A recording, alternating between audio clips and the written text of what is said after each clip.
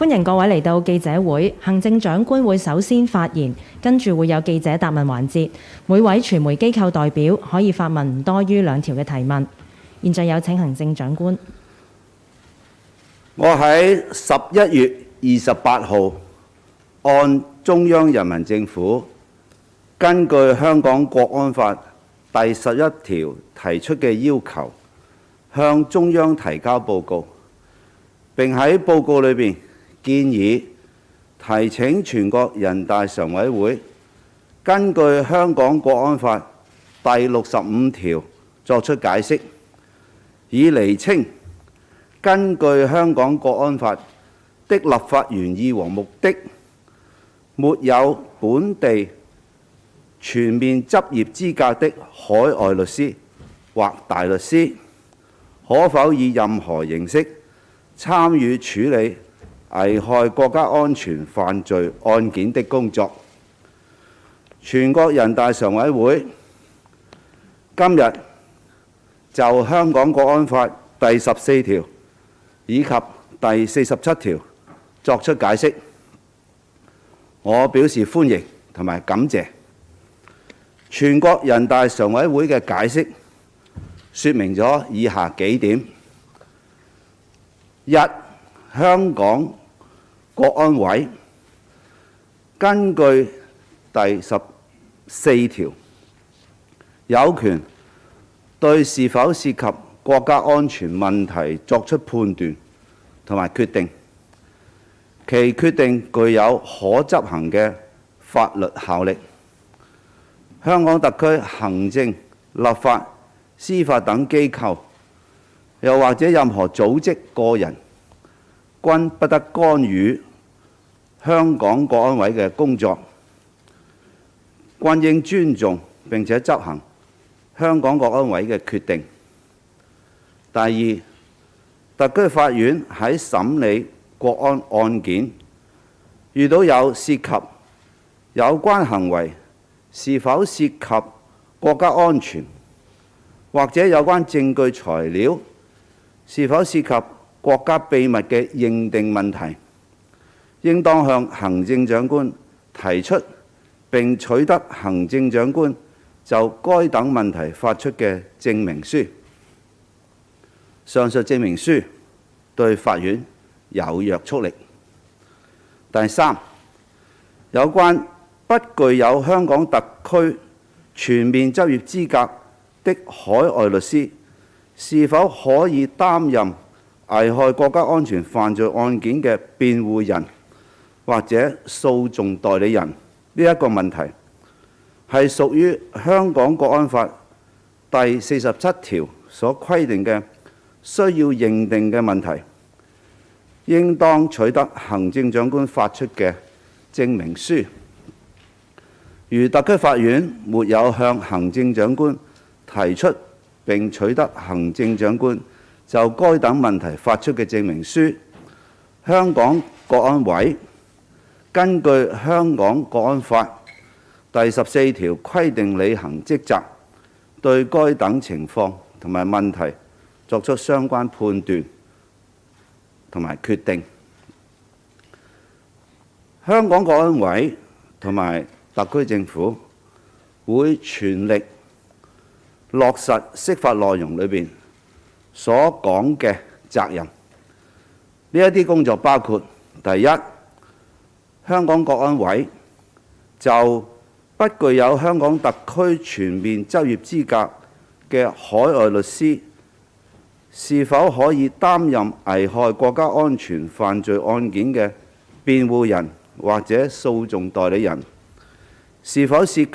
國家安全嘅問題，以及應當採取何種政策作出判斷同埋決定。第二，香港國安委會積極履行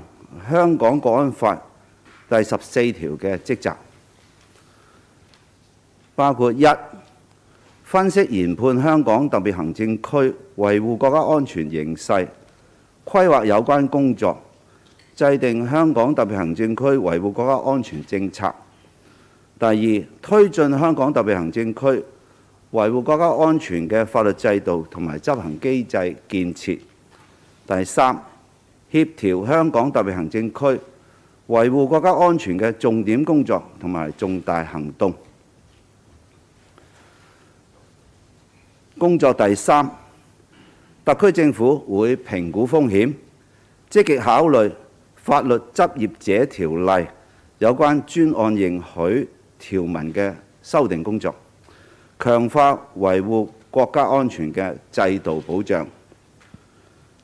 第四，特區政府會履行《基本法》第23條嘅憲制責任，同埋香港國安法第7條嘅規定，盡早完成有關維護國家安全嘅本地立法，並且按照香港國安法實施同埋維護國家安全嘅新形勢、新要求，完善本地相關法律，充分運用本地法律解決香港國安法實施裏邊遇到嘅有關法律問題，有效防範、制止同埋懲治危害國家安全嘅行為同埋活動。全國人大常委會根據憲法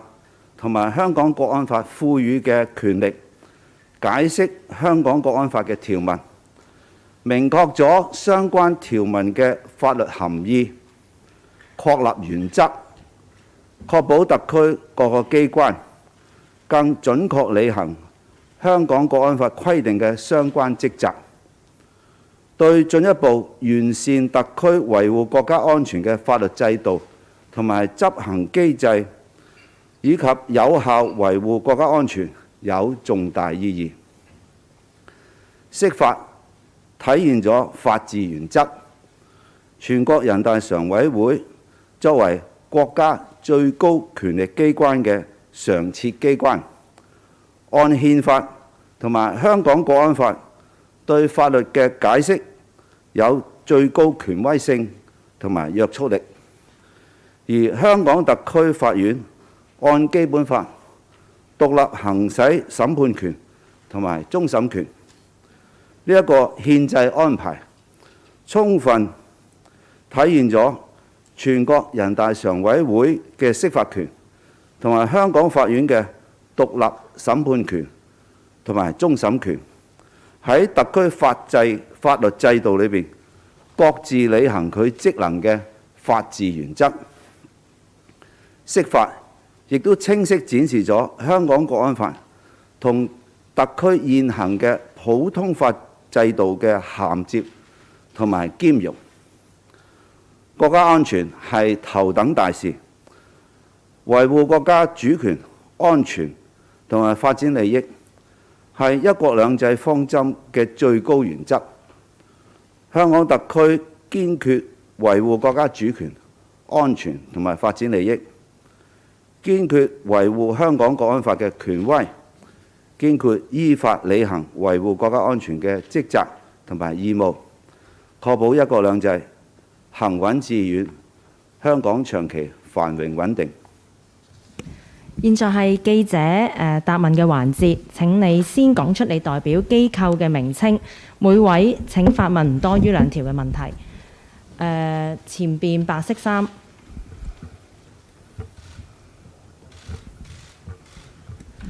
特首你好，明報，我有2個問題。第一呢，喺就住呢個國安法嘅47條嘅嗰個判斷呢啲涉及國家安全行為嘅問題嘅時候呢，其實係由邊個去判斷？係由法院啦，定係你啊，即係或者國安委呢？咁幾時需要即係幾時去判斷呢啲行為嘅之前係咪可以司法覆核嘅呢？同埋會唔會引起即係外界嘅擔心？譬如國安委係隨時可以介入一個刑事嘅審訊，譬如講被告係咪可以獲釋啊？海外嘅法官將來係咪可以參與國家安全嘅一啲案件啊？呢啲都可能會引起所謂國安委嘅釋法嘅問題呢。第二呢，就係你頭先提及會即係修改翻嗰個法律執業者條例嗰個本地嗰個規例啦。呢個修例咧係咪只係針對海外冇本地執業資格嘅律師，定係會可能其他本地律師都有一個審查嘅機制呢？政府整體嘅立場上嚟講，對呢個海外律師嘅制度係咪仍然歡迎佢哋嚟參與一啲即係其他嘅刑事或者民事嘅案件呢？唔該。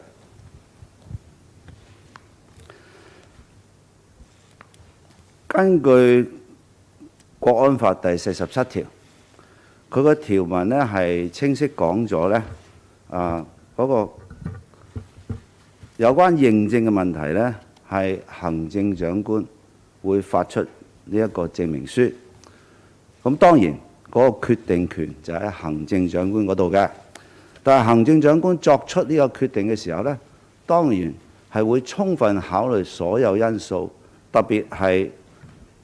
行政長官掌握到嘅事實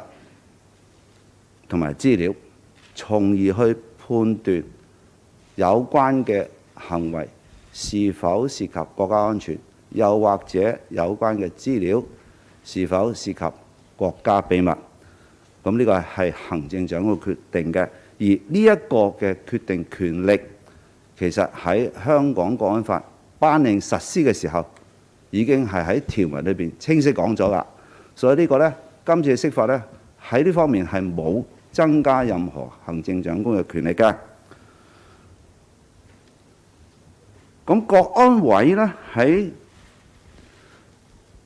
佢嘅權力呢，亦都清楚喺我哋國安法第14條裏邊呢係講述咗嘅。而國安委作出嘅決定呢，剛才所講喺釋法裏邊呢，係講得好清楚啦。佢作出嘅決定呢，係有呢個法律效力嘅。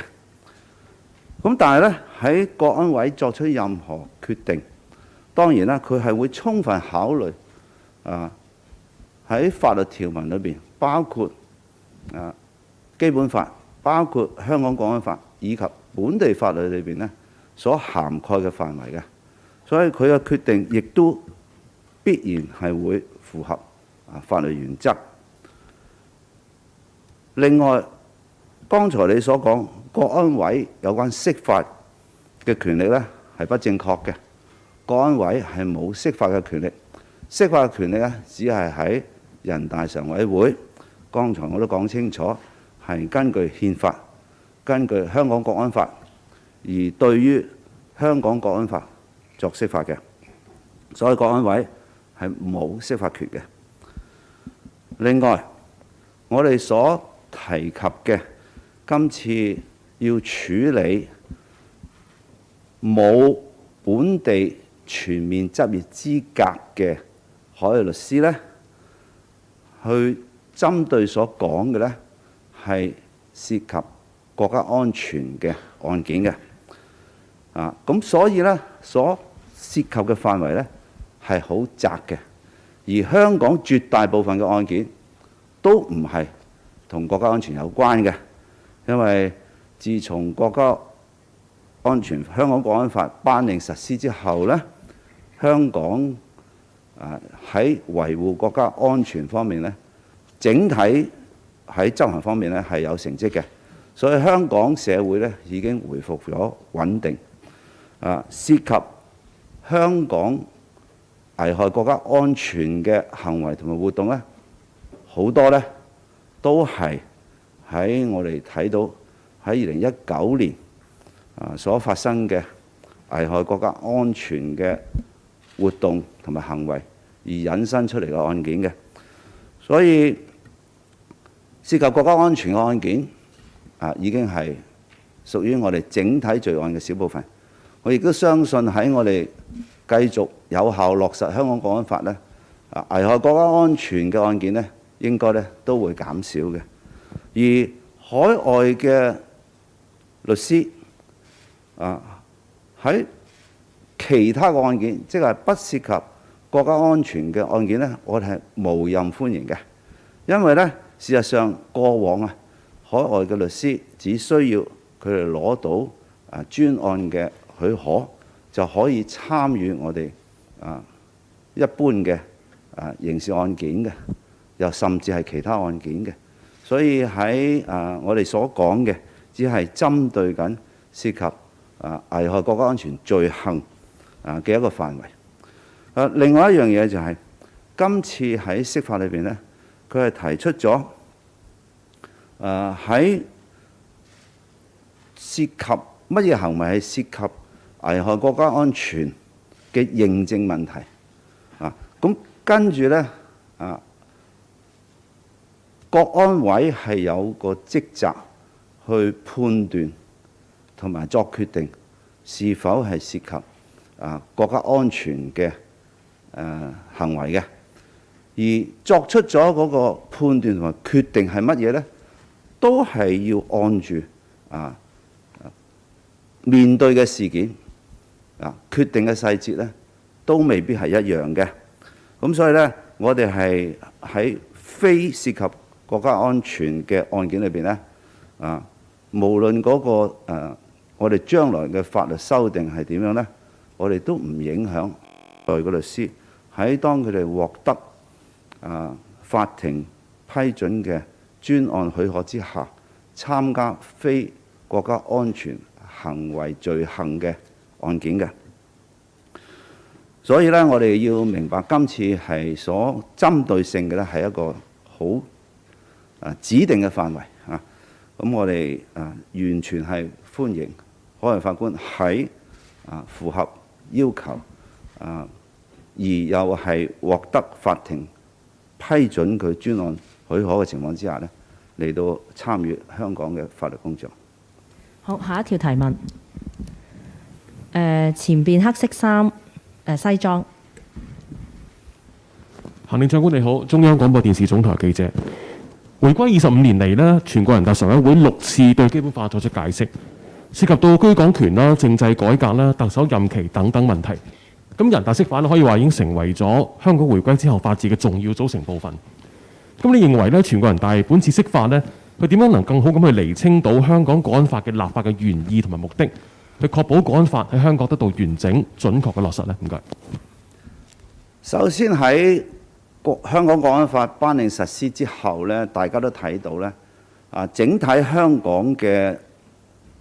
危害國家安全行為係受到控制嘅。香港社會呢，大致係回復平穩安全，市民呢，可以係進行自己日常嘅正常嘅社交活動日常嘅生活等等。所以喺我哋實踐香港國安法嘅成績嚟講呢，我覺得香港整體呢係達到我哋預期嘅成績嘅。咁但係呢，喺國安法頒令實施之後，喺我哋實踐嘅過程呢，出現一啲新嘅問題或者對於有關嘅條文嘅解釋呢，社會可能有不同意見，而全國人大常委就香港國安法嘅條文作出解釋嘅重要意義係咩呢？第一，因為佢係我哋國家嘅最高權力機構嘅常設機構，對於解釋法律嘅權呢係屬於最高權威，而且有約束力，咁係可以一錘定音，唔需要喺社會裏邊呢作出任何爭議啦。呢個第一點。第二點呢，今次嘅釋法呢，你睇到係喺指定範圍，去針對性嘅去處理某一個原則嘅，佢亦都唔係針對個案去作釋法嘅。而呢個原則呢，的確係釐清咗特區喺履行維護國家安全責任方面嘅法律責任同埋法律嘅義務嘅。咁所以呢，對於整個特區，呢個係包括行政機關、立法機關同埋司法機關呢，都好清晰咁等我哋知道喺有關呢方面，我哋真真正正應該點樣履行我哋嘅責任。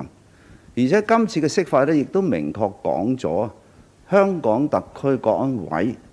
嘅責任同埋佢嘅職權。咁所以咧，喺我剛才講咧，我係會積極履行香港國安委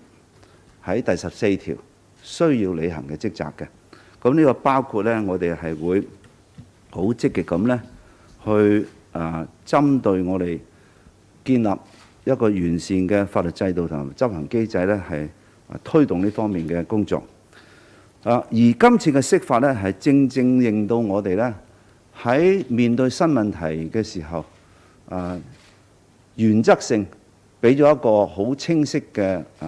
內容啦，同埋路徑咧，俾我哋向住履行維護國家安全嘅任務呢，全力去實施到香港國安法嘅立法原意同埋目的，所以係有助整個特區喺履行維護國家安全嘅責任同埋義務嘅。咁所以我係覺得今次嘅釋法係有重大嘅意義，而且我強調今次嘅釋法咧，完全係體現咗香港法律制度、全國人大常委會嘅釋法權，以及香港法院嘅獨立審判權以及終審權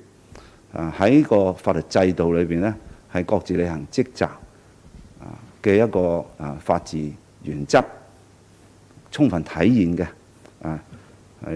嘅一個事情嚟㗎，所以係非常正面嘅。好，下一條提問，前邊電腦黑色衫呢位。Good evening, Mr. Lee. Some English questions from the South China Morning Post. Firstly, under the interpretation by the National People Congress Standing Committee, the matter of allowing overseas lawyers without the full right to practice in Hong Kong to defend clients involved in national security cases will rest either on the Committee for Safeguarding National Security or on yourself as a chief executive. We want to ask, would Jimmy Lai now be able to apply to employ an overseas lawyer for his case through the courts if he wishes, and what would the relevant procedures be in that case? And also, by allowing the chief executive to have the power to determine whether overseas lawyers are allowed in either the Committee for Safeguarding National Security or via himself through approving a certificate, is this unfair to any potential defendants due to a conflict of interest? And and secondly, you also talked about how the government will raise an amendment to the legal practitioners ordinance. Can we ask what do you mean by this amendment, and also whether or not there would be a timetable on when these amendments would be made? And also, what is your stance on hiring overseas lawyers for national security cases, and why welcome certain overseas lawyers for other types of cases, but not those involving national security? Thank you. That is a very long, serious question, which actually has broken the tradition of answering two questions. But anyway, I'll try to answer them as fully as possible. Well, first of all, we have to pay attention what actually the interpretation covers on this occasion. It covers 3 points. First of all, it touches on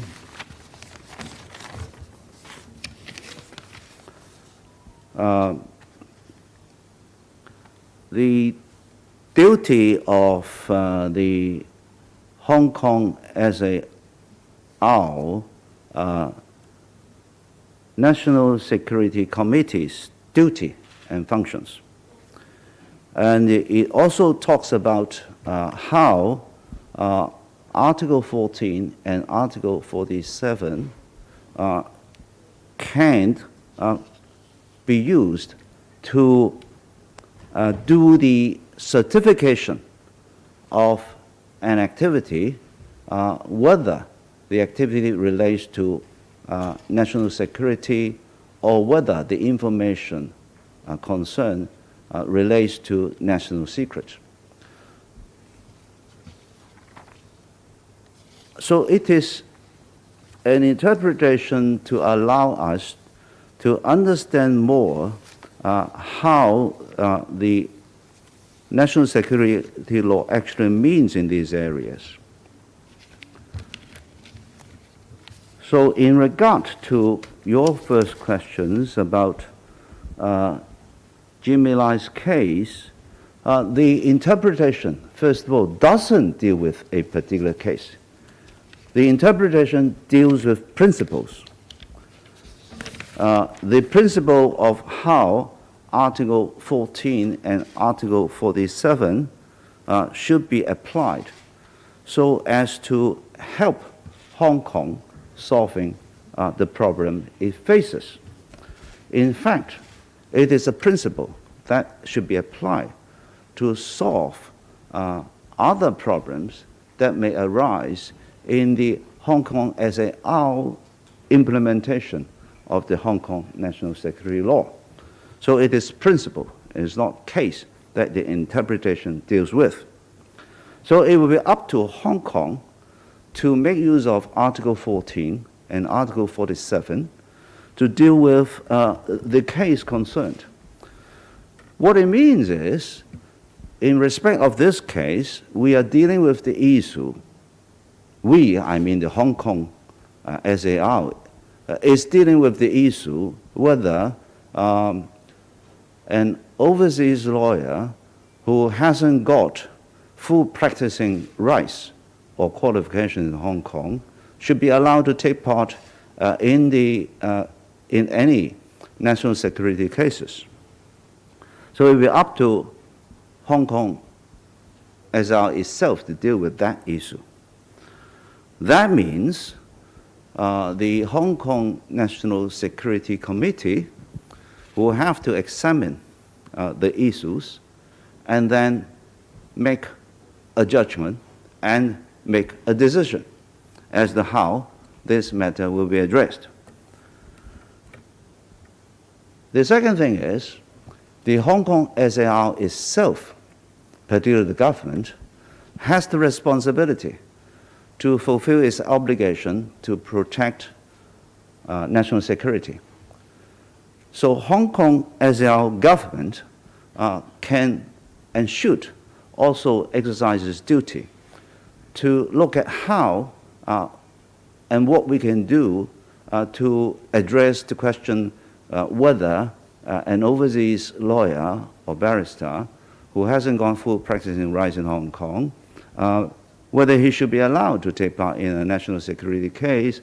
taking into consideration all the risks that may be involved. And then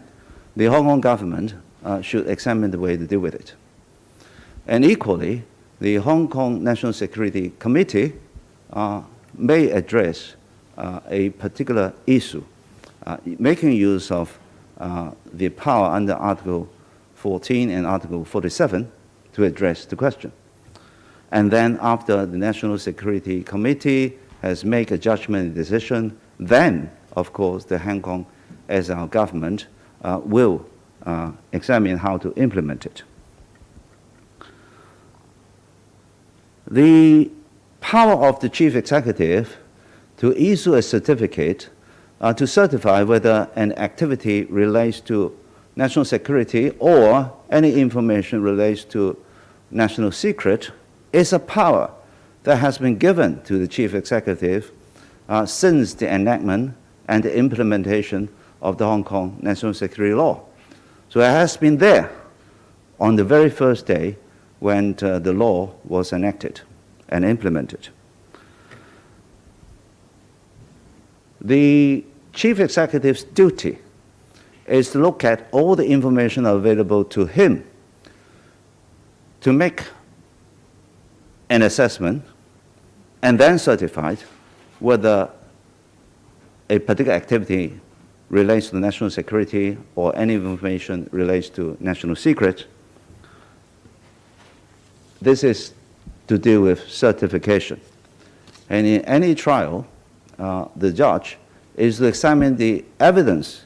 and the facts of the case to make his judgment independently.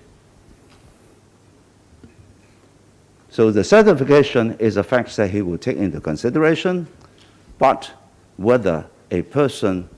is to be found guilty or acquitted will be based on the evidence and the facts that are presented in the court for the judge to make his independent judgment, free of interference. The third thing is regarding the examination of legal practitioner ordinance to see whether there is a need to amend it. Of course, the Hong Kong SAR government, in fulfilling its obligation to protect national security, have to weigh on the risks whether such participation by an overseas lawyer or barrister without full practicing rights, looking at the potential risks, and then see whether we should amend the legal practitioner ordinance. When there is a decision to amend it, and of course then it will be through a bill presented to LegCo for it to be considered in accordance with LegCo procedure. But I must emphasize, what I'm talking about and what the issue in front of us is a very small area, i.e., looking at an overseas lawyer or barrister without full practicing rights or qualifications, whether they should be allowed to take part in national security cases. Beyond national security cases, then they are most welcome, provided they satisfied the procedure to obtain an ad hoc admission approval by the court. As regard timetable, we will very quickly look at all the risks, as I have mentioned, and if the decision is made that we should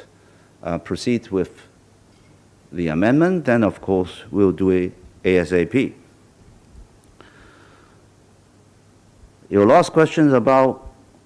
overseas lawyers or barristers practicing in cases other than national security cases, then I have already answered it. They are most welcome, and there has been the practice before, provided they satisfied all the requirements and procedure and obtained the High Court's ad hoc admission approval. 好，時間嘅關係，我哋答多兩條問題。前邊黑色衫女記者。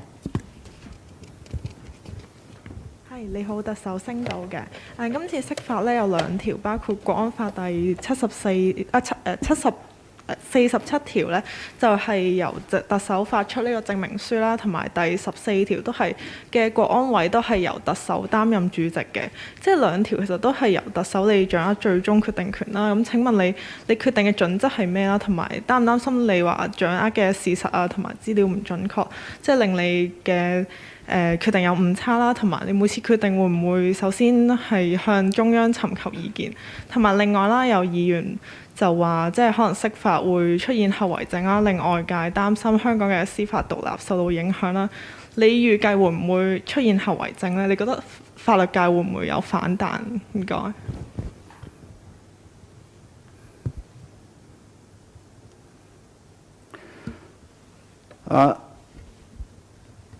第一，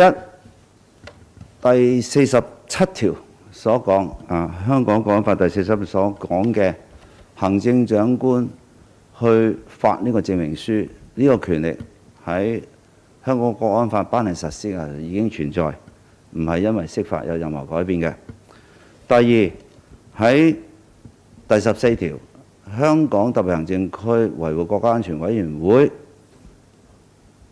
佢有不同嘅成員嘅，呢個包括有3位司長，有保安局局長，有3位處長，有特首辦主任，亦都有由中央委派嘅國安顧問。咁所以國安委係由行政長官做主席，但係國安委所作嘅決定，亦都係國安委嘅整體決定。唔係一個人嘅決定嚟㗎，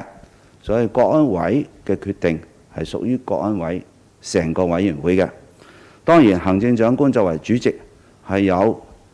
去舉行會議，係推動討論，以及最終呢係主持委員會喺討論裏邊嘅一啲議程，佢哋嘅討論方式。咁但係我必須強調，國安委係一個委員會，而國安委嘅決定係屬於委員會嘅決定。咁所以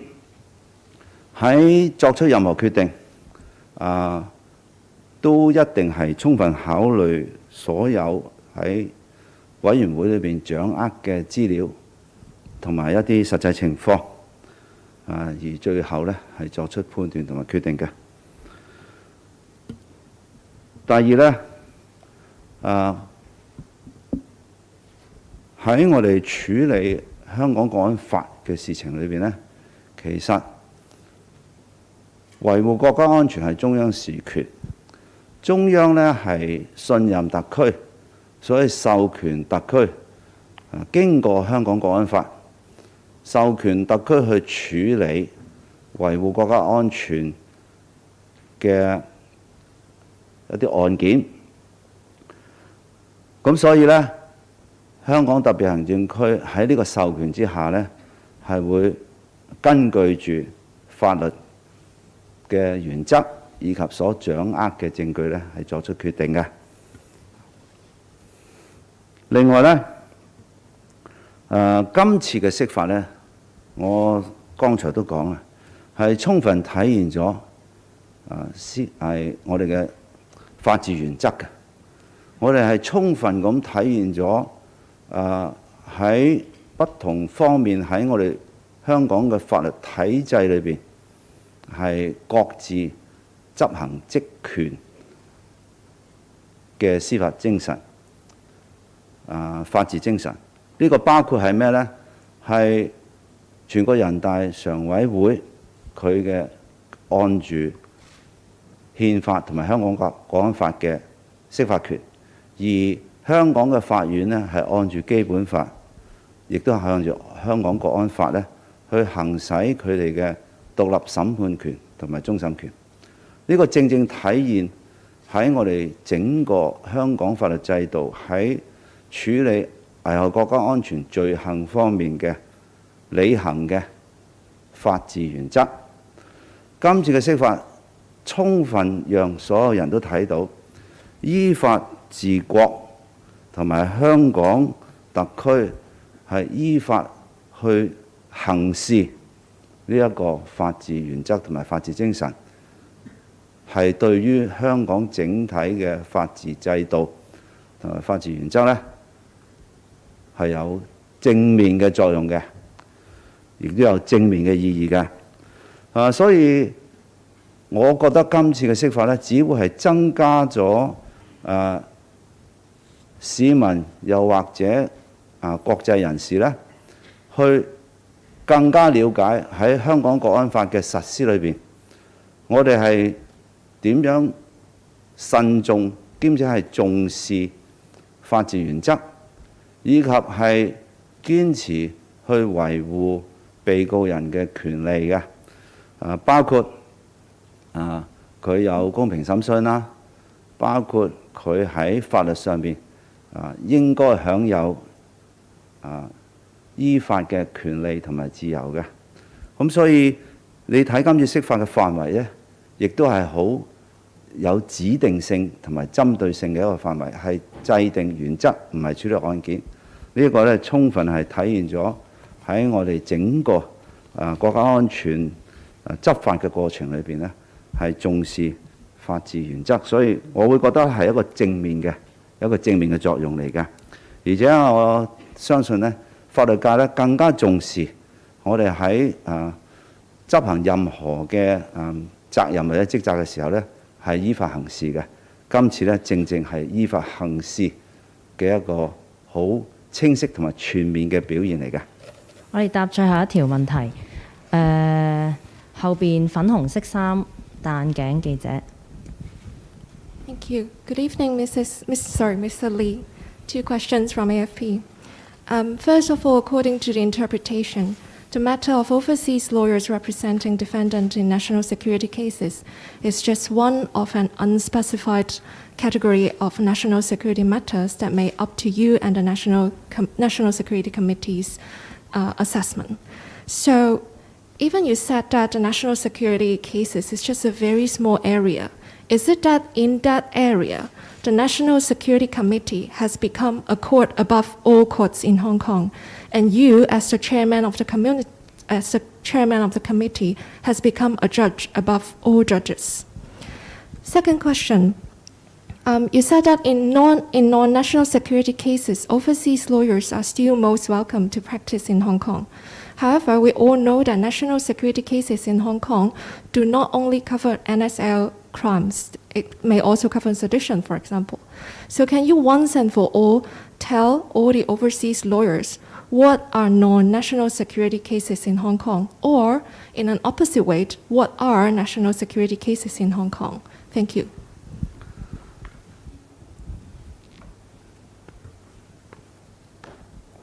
Can you first of all repeat your first question, because you've asked quite a few. Of course. My first question is, under the interpretation, the matter of overseas lawyers representing defendants in national security cases is just one of an unspecified category of national security matters that you and National Security Committee may assess and decide. So, even you said that national security cases form a very small area, would it be that at least in that area, the National Security Committee has become a court above all courts, and you, as the chairman, has become a judge above all judges? Okay.